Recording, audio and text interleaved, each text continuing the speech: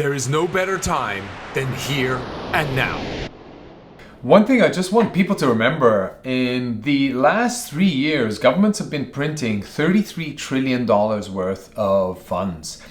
Of those funds, there's a study that came out that showed that 95 cents on the dollar that was minted went into securities. So stocks, crypto, and other alternative asset classes that are out there. So if 95% of the 33 trillion went into securities, that means that maybe roughly, let's say $30 trillion went into different securities. Of that, imagine, let's say 10% of that went into crypto. Maybe not even that much. Let's say 5%. So 1.5 trillion of newly minted money after 2020 went into crypto. So of that, we saw huge gains, not only in crypto, but also in the capital market. So in shares, S&P, all stock classes were going up like crazy. And that is because all of these funds went into these stock markets and into crypto. And that's why we saw a huge ramp up in terms of valuations, both in tech companies, but also in crypto assets. So crypto overall hit, I think, $3 trillion in market cap. All of a sudden, the government decides to do quantitative tightening. All of a sudden, that means money gets extracted out of the market.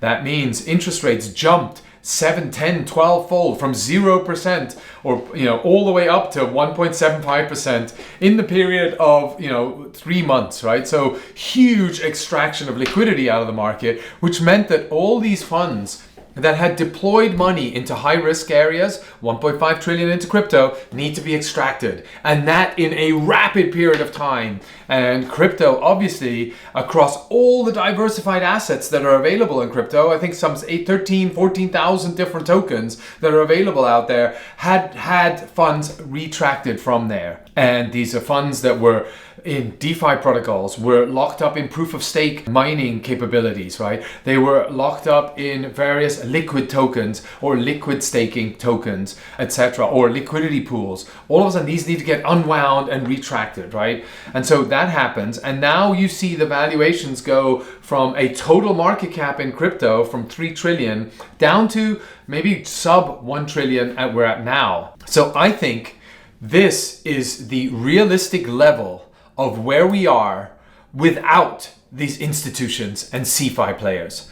Because remember, all the people that received the money, or the companies and institutions that received the money that wanted to allocate it into high risk markets and high risk categories, e.g. crypto, didn't know how to do that. And so they trusted these centralized parties to act on their behalf. They trusted them to do that on their behalf.